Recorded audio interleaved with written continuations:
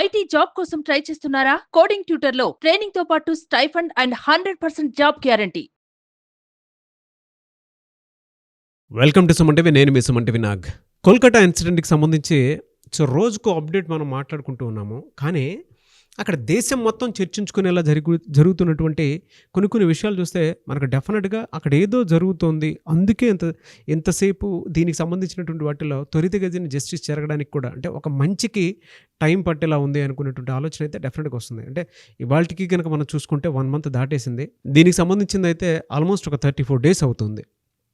అయితే ఇప్పటికీ నిరసనకారులు బయటికి వచ్చి మమతా బెనర్జీని ఎదిరించడం జరుగుతోంది. First thing. 2, ED rights already second time కూడా అక్కడ జరుగుతున్నట్లు అంటే సందీప్ ఘోష్ ఇంట్లో జరుగుతున్నట్లయితే తెలుస్తోంది. కొన్ని కీలక పత్రాలు, కీలక అంశాలు బయటపడ్డాయని చెప్పేసి అంటూ ఉన్నారు. అది దేనికి సంబంధించింది అంటే సందీప్ ఘోష్కి, మమతా బెనర్జీకి ఉన్నటువంటి అంటే కొన్ని ఫోన్లో వచ్చినటువంటి డేటా ప్రకారం చూసుకున్నా, ఈడీ రైట్ చేసిన దాని ప్రకారం కనుక చూసుకున్నా, ఇంట్లో ఏం దొరికాయి, ఏ విధంగా ఉంది అనేది ఈరోజు మనతో పాటు హైకోర్టు అడ్వకేట్ రవీంద్రనాథ్ గారు ఉన్నారు. వారి మాటలో తెలుసుకుందాం. Hello sir. హాయ్ అండి నాగరాజ్ గారు. So firstly I would like to say special thanks to you అండి. ఎందుకు అని అంటే ఇవాళ జస్టిస్ కోసం అని చెప్పేసి మీరు నేను చేస్తున్నటువంటి వీడియో చూసి బయట నుంచి చాలామంది కూడా కాల్ చేసి మరీ అడుగుతున్నారు, సార్ మాకిట్లా మా ఆడపిల్లకి ఇలా అన్యాయం జరిగింది, మీరు మా కేసుని తీసుకోండి అని చెప్పేసి కూడా మీకు పర్సనల్గా కూడా కాల్స్ వస్తున్నాయి. I'm very happy for you. And చాలామంది టీచర్స్, చాలామంది కార్పొరేట్లో ఉన్నటువంటి వాళ్ళు కూడా మీకు కాల్ చేస్తూ ఉన్నారు, చాలా మంచి అప్డేట్స్ ఇస్తూ ఉన్నారు. అట్ ద సేమ్ టైం మాకు కూడా కొన్ని ఉన్నాయి, క్లియర్ చేయండి అని చెప్పేసి అడగడం జరిగింది. కింద కామెంట్ బాక్స్లో కూడా కొంతమంది పోస్ట్ చేస్తున్నారు. వెరీ హ్యాపీ ఫర్ యూ అండి. అయితే కమింగ్ టు సబ్జెక్ట్ సార్, దీనికి సంబంధించింది అంటే కోల్కతా ఇన్సిడెంట్కి సంబంధించి మళ్ళీ ఈడీ రైట్స్ సందీప్ ఘోష్ మీద జరిగాయని చెప్పేసి తెలుస్తోంది. అండ్ మమతా బెనర్జీ ఎక్కడో చాలా నెగ్లిజెన్సీ తోటి ముందుకు వెళ్ళిపోతున్నారు, దీనికి భారీ మూల్యం చెల్లిస్తారు అనేటువంటి ఆలోచన కూడా మనకి తెలుస్తూ ఉంది. సో దీనికి సంబంధించినటువంటి అప్డేట్స్ ఏంటి? సందీప్ ఘోష్ ఎవరైతే ఇక్కడ RG Kar medical college X principal అయినటువంటి మన సందీప్ ఘోష్ గారిని రోజుకి ఆయన మీద జరుగుతున్నటువంటి ఏవైతే ఎంక్వైరీస్, ఇన్వెస్టిగేషన్ జరుగుతున్నాయో ప్రతిరోజు ఒక కొత్త విషయం వెలుగులోకి వస్తుంది. సో ఇట్లాంటి ఒక చీడ పురుగు కూడా ఉంటాడా అనిపిస్తుంది వ్యవస్థల్లో. ప్రభుత్వ వ్యవస్థల్లో ఎంత నిర్లిప్తత ఉన్నది అన్నది తెలుసుకోవాలంటే సందీప్ ఘోష్ గారి యొక్క జరుగుతున్న దాడులు, సందీప్ ఘోష్ గారు రోజుకి వెలుగులోకి వస్తున్న కొత్త విషయాలే ఒక ఉదాహరణగా చెప్పుకోవచ్చు. అంటే ప్రభుత్వ వ్యవస్థల్లో ఇంత నిర్లిప్తత, అంటే ఇంత చూసి చూడని ధోరణి. ఇప్పుడు అఖ్తర్ అలీ రాసి పెట్టారు. 2 years బ్యాక్ అఖ్తర్ అలీ గారు ఒక లెటర్ రాసి విజిలెన్స్ వాళ్ళకి ఇన్ఫర్మేషన్ ఇచ్చినప్పుడు కూడా విజిలెన్స్ వాళ్ళు దాన్ని జస్ట్ బుట్ట దాఖలు చేసి ఎటువంటి ఎంక్వైరీస్ చేయకుండా ఇంకా కొనసాగించడం. అంటే ఈరోజు కలకట్టాలో ఆ దుర్ఘటన జరిగింది కాబట్టి ఈరోజు సందీప్ ఘోష్ అనే వ్యక్తి వెలుగులోకి వచ్చాడు. లేకపోతే ఇట్లాంటి చీడ పురుగులు మన వ్యవస్థలో ఎంతమంది అక్కడ పాతుకుపోయినారని కూడా అర్థం చేసుకోవచ్చు నాగరాజ్ గారు. అయితే ఇక సందీప్ ఘోష్ గారి విషయానికి వచ్చినట్లయితే ముఖ్యంగా నిన్న ఆయన మీద దాడులు జరిగాయి. అంటే ఈడీ దాడులు చేశారు, ఎన్ఫోర్స్మెంట్ డైరెక్టరేట్ వాళ్ళు దాడులు జరిగాయి. అందులో ఆయన ఇంటిని స్వాధీనం చేసుకున్నారు. ఆయన ఇంటిలో ఉన్నటువంటి కొన్ని కీలక పత్రాలు స్వాధీనం చేసుకున్నారు. అయితే ఆ కీలక పత్రాలు స్వాధీనం చేసుకున్నప్పుడు అంటే యాక్చువల్గా వాళ్ళు ఏ డాక్యుమెంట్స్ సీజ్ చేసుకున్నారు అనే విషయం వెలుగులోకి రాలేదు. కానీ కొంతమంది ఆఫీసర్స్ బయటకు వచ్చి మీడియాల ముందు చెప్పిన విషయం ఏంటంటే కాలేజీలో కొంతమంది స్టూడెంట్స్కి అంటే ఇంటర్మ్ ఎవరైతే కంప్లీట్ చేసుకొని డాక్టర్గా బయటకు వెళ్ళాల్సిన వాళ్ళ సర్టిఫికేట్స్ వాళ్ళకి ఇవ్వకుండా ఆ సర్టిఫికేట్ డాక్యుమెంట్స్ కూడా తన యొక్క ప్లెడ్జ్లో పెట్టుకున్నట్టుగా తెలుస్తుంది. చాలా డాక్యుమెంట్స్ సుమారుగా 2-3 yearsలో ఇక్కడ కానీ అలాగే ముర్షిదాబాద్ మెడికల్ కాలేజీలో ఉన్నటువంటి స్టూడెంట్స్కి కూడా అంటే ఈయన అడిగినంత అమౌంట్ ఇవ్వకపోతే ఈయన డాక్యుమెంట్స్ని తన కస్టడీలో పెట్టుకొని స్టూడెంట్స్ తోటి ఎంత వెట్టి చాకరీ చేస్తున్నాడు, ఆ డాక్యుమెంట్స్ కీలక పత్రాలు కూడా స్వాధీనం చేసుకున్నారనే విషయం కూడా మనకు తెలుస్తుంది. అంటే విద్యార్థుల యొక్క జీవితాలతో ఒక ప్రిన్సిపాల్ స్థాయిలో ఉన్నటువంటి ఒక వ్యక్తి విద్యార్థుల జీవితాలతో ఎట్లా ఆడుకుంటాడు అన్నది విషయాలు అర్థమవుతుంది. ఇక్కడ చాలా డాక్యుమెంట్స్, కీలకమైన పత్రాల డాక్యుమెంట్స్ లభించే అంటే విద్యార్థులకు ఇవ్వాల్సినటువంటి ఎంబీబీఎస్ సర్టిఫికేట్స్ వాళ్ళ పట్టాలు వాళ్ళకి ఇవ్వకుండా తన కస్టడీలో పెట్టుకోవడం వెలుగులోకి వచ్చింది. నెంబర్ 2, కీలకమైనటువంటి అక్రమార్జన కేసులకు సంబంధించి కొన్ని డాక్యుమెంట్స్ కలెక్ట్ చేసుకున్నారు. ఇది కాకుండా టెండర్స్ పిలిచే విషయంలో తన అనుయాయులకి అంటే తనకు సంబంధించిన వ్యక్తులతోటి ఈయన ఏ రకంగా ఎటువంటి లావాదేవీలు, ఒప్పంద పత్రాలు పొందాడన్నది అదొకటి జరుగుతుంది. ఎట్ ద సేమ్ టైం ఈ 3 కాకుండా మరొక కొన్ని కీలకమైన డాక్యుమెంట్స్ అంటే గవర్నమెంట్ నుంచి రిలీజ్ అవుతున్న ఫండ్స్ని వేరే అకౌంట్స్లోకి ఎట్లా మళ్లించాడు, అసలు వర్క్సే జరగకుండా అంటే ఇటువంటి యాక్టివిటీస్ జరగకుండా టోటల్ ఫండ్స్ని ఏ రకంగా డైవర్ట్ చేసిన కీలక పత్రాలు కూడా లభించాయి నిన్న జరిగినటువంటి సందీప్ ఘోష్ మీద దాడుల మీద. అయితే మనకి కేవలం ఇప్పుడు కనిపిస్తుంది ఏంటంటే కొన్ని ప్రైమరీ ఇన్వెస్టిగేషన్ తాలూకు డాక్యుమెంట్స్ మనకు కనిపించాయి. ఏంటి, ఈయనకి ఆల్రెడీ వీళ్ళ భార్య పేరు మీదుగా ఒక 2 ఫ్లాట్స్ ఉన్నాయి, ఈయనకి బల్గేరియా ప్రాంతంలో ఒక 2 డాక్యుమెంట్స్ ఉన్నాయి, అలాగే న్యూ టౌన్ దగ్గర ఒక 2 డాక్యుమెంట్స్ ఉన్నాయి అంటే సంబంధించిన పత్రాలు. అయితే ఇక్కడ విశేషం ఏమిటంటే ఆ డాక్యుమెంట్స్ పొందేసరికల్లా రిజిస్ట్రేషన్ కూడా అయిపోయింది, కానీ ఆ హౌసెస్ సంబంధించి సంబంధించిన అంటే ఆ హౌసెస్కి అప్రూవల్స్ మాత్రం లేవు. అంటే గవర్నమెంట్ పర్మిషన్స్ లేకుండా రిజిస్ట్రేషన్స్ అయిపోయినాయి.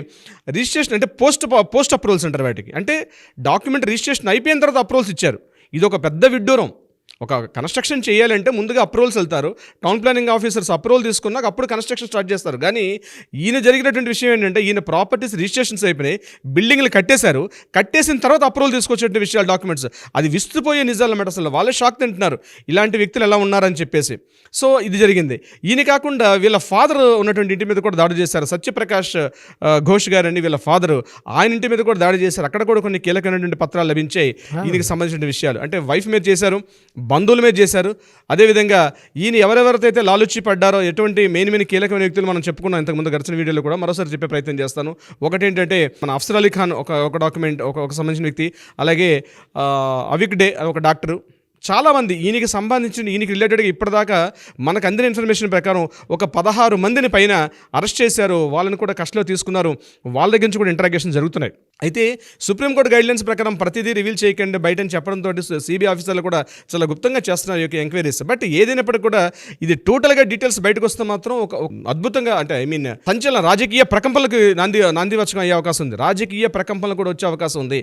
ఎందుకంటే మమతా బెనర్జీ గారు స్వయాన్ని ఈయనకి బర్త్డే జరిగినప్పుడు ఆయనకి విషెస్ చెప్తూ ఒక లెటర్ రాయడం, అంటే ఒక ముఖ్యమంత్రి స్థాయిలో ఒక వ్యక్తి ఒక ప్రిన్సిపాల్ గారికి ఒక లెటర్ రాయడం అంటే ఎటువంటి సత్సంబంధాలు ఉన్నాయి వాళ్ళిద్దరి మధ్య అనేది కూడా మనకి వెలుగులోకి వచ్చే విషయం. ఈ రకంగా సందీప్ ఘోష్ని పూర్తిగా చాలాసార్లు వాడే పదాన్ని అష్టదిగ్బంధనం చేసినట్టుగా సందీప్ ఘోష్ అన్ని రకాలుగా ఇరుక్కుపోయి ఉన్నాడు. అయితే ఇన్ని విషయాలు అవుతున్నాయి కానీ ఈ కేసుకు సంబంధించి ఏదైతే అభయ కేసుకు సంబంధించినటువంటి ఒక్క విషయం కూడా బయటకు వెలుగులో రాకుండా అటు సిబిఐ వారు కానీ లేకపోతే మన ఈడీ డిపార్ట్మెంట్స్ కానీ చాలా కాంప్లికేట్గా ఉంచారు. బహుశా జడ్జిమెంట్కి ముందు ఇటువంటి అవసరం, ఎందుకంటే అది కూడా it's a part of enquiry అనమాట. ఎందుకంటే కీలకమైన సాక్ష్యాలు బయటకు వెళ్తే రావాల్సిన వ్యక్తులు బయట రాకుండా ఈ కేసు తప్పుదోవ పెట్టే అవకాశం ఉంటుంది. కాబట్టి దాన్ని వాళ్ళు కొంత కంట్రోల్లో పెడతారు దీనికి సంబంధించిన ఇన్ఫర్మేషన్.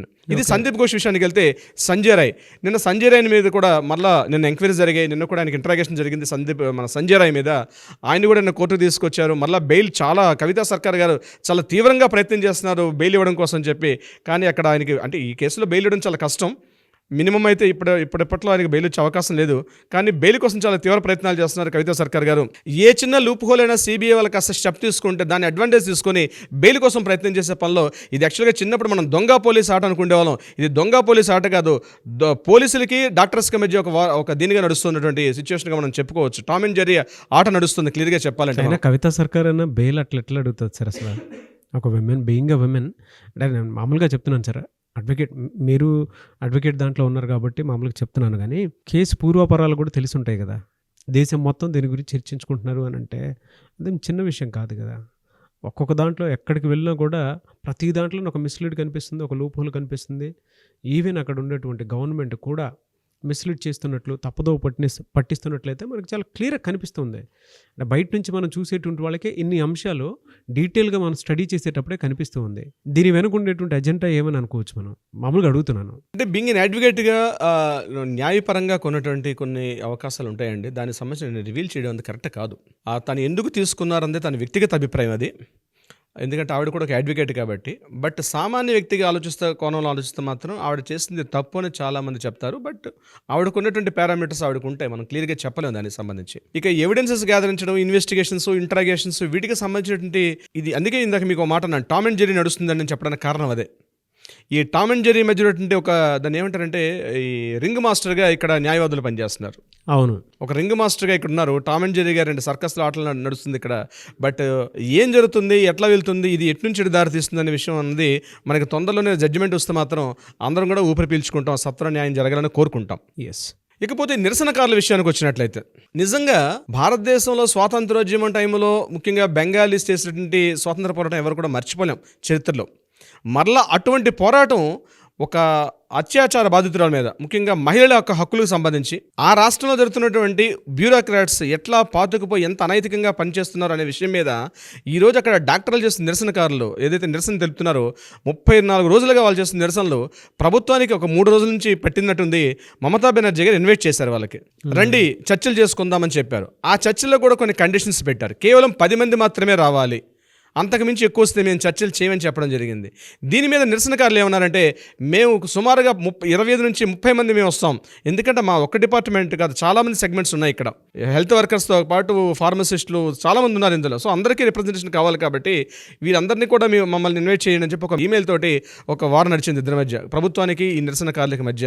కానీ చివరిగా మమతా బెనర్జీ 10 మందికి మించి ఎక్కువ తీసుకుని రావడానికి నేను తను ముందుకు రాలేదు. అదేవిధంగా హెల్త్ మినిస్టర్ అయినటువంటి చంద్రికా బందోపాధ్యాయ ఆవిడ కూడా క్లియర్గా చెప్తున్నారు 10 మందికి మించి ఎక్కువ మంది రాకూడదు, కేవలం 10 మంది అని.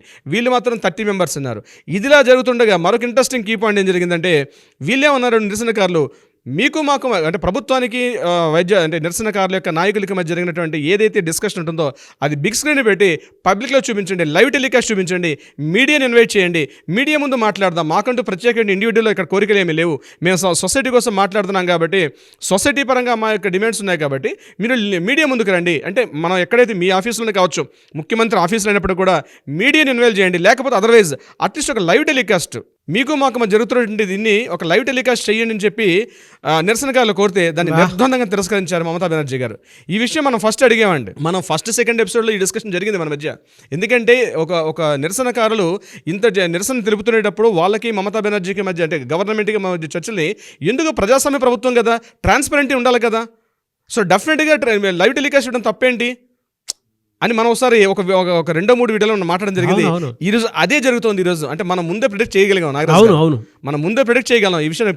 ప్రీవియస్ వీడియోస్ చూస్తే కనిపిస్తుంది ఈ విషయం. డెఫినెట్గా మనం ఆ రోజు మాట్లాడాం. లైవ్ టెలికాస్ట్ చేయడం వల్ల లేకపోతే ఏమైందంటే, మమతా బెనర్జీ అనేటువంటి ఒక వ్యవస్థని నడిపిస్తున్నటువంటి ఒక నిరంకుశరాలు ఈ నిరసనకారులు ఏ రకంగా భయపెట్టే అవకాశం కూడా ఉంటుంది. వాళ్ళు భయపడుతున్నారు. దీనిని అట్లీస్ట్ ఈ సంఘటన ఏదో జరిగిందో ఇప్పటికైనా న్యాయ వ్యవస్థలు హైకోర్టులో ఒక సుమేటుగా తీసుకోమని నేను కోరుకుంటున్నా న్యాయ వ్యవస్థకు. ఎందుకంటే అట్లీస్ట్ అవును జరగాలి, ఇది ట్రాన్స్పరెంట్గా ప్రజాసంబద్ధంగా జరగాలంటే వాళ్ళ ఇద్దరి మధ్యన చర్చలు ట్రాన్స్పరెంట్గా మీడియాకి ప్రజలందరూ చూస్తారు. ఈవెన్ సుప్రీంకోర్టు డిస్కషన్స్ లైవ్లో ఉండేటప్పుడు మమతా బెనర్జీకి నిరసనకారులకి మధ్య జరుగుతున్న సంఘటనలో లైవ్ టెలికాస్ట్ ఉండడం తప్పే ఉంది. అంటే ఇక్కడ మమతా బెనర్జీ దాన్ని తోసిపుచ్చింది. తను ఏమంటున్నారు, లేదు మేము లైవ్ టెలికాస్ట్ ఇవ్వాలి, మీరు రండి మేము మాట్లాడదాం, మాట్లాడాక బయట మనం ఏం మాట్లాడుకున్నా ఏజెంట్ మన డీటెయిల్స్ అనేవి బయటకు వచ్చి నిమ్మకాయ ఇది చూసారా, నిరసన తెలిపాక నిమ్మరసం తాగేసి చేతులు షేక్ హ్యాండ్ కలుపుకుని వచ్చి ఆ ఫోటోలు ఇద్దాం అన్నట్టుగా మాట్లాడుతుంది. కానీ దీని వీళ్ళు తిరస్కరించారు. మేము ఒప్పుకోం, మేము వీలైతే ఇక్కడ సుప్రీంకోర్టు ధిక్కరించిన వాళ్ళం, మమతా బెనర్జీ గవర్నమెంట్ అంత ఆఫ్టర్ ఆల్ మాకు, మేము వీలైతే ఇక్కడే మేము ప్రొడక్ట్ చేస్తాం, ఇక్కడ ధర్నాలు చేస్తాం రాత్రి పగలు. నాగరాజు గారు గడచిన 34 రోజులుగా మనం చూసినట్లయితే ఈ రోజు వరకు సుమారుగా 300 ర్యాలీలు తీశారండి. మనం లిస్ట్ అవుట్ చేస్తారు టోటల్గా 300 ర్యాలీలు, అది కూడా మిడ్ నైట్ తీశారు. ఇంకో విశేషం అందులో మహిళలు పాల్గొన్నారు. ఈ నిరసనకారుల్లో కూడా అత్యధిక సంఖ్యలో ఎవరున్నారంటే, మెజారిటీ పీపుల్ ఎవరంటే లేడీసే.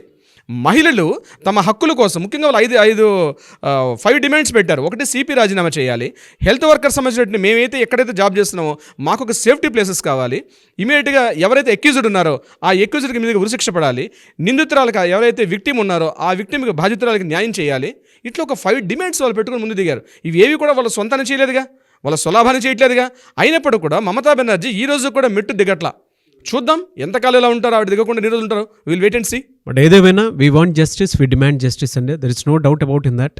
ఇందులో మమతా బెనర్జీ చేసేటువంటి పని ఏదైనా ఉంది అని అంటే మామూలుగా నాకు అనిపించింది ఓవరాల్గా ఆవిడ మీద ఆవిడే నిప్పు రాజేసుకుంటున్నారు అన్న విధంగా అయితే మనకు తెలుస్తుంది. ఎంటైర్ స్టేట్ గమనిస్తుంది, దాంతోపాటు ఎంటైర్ మన నేషన్ గమనిస్తూ ఉంది.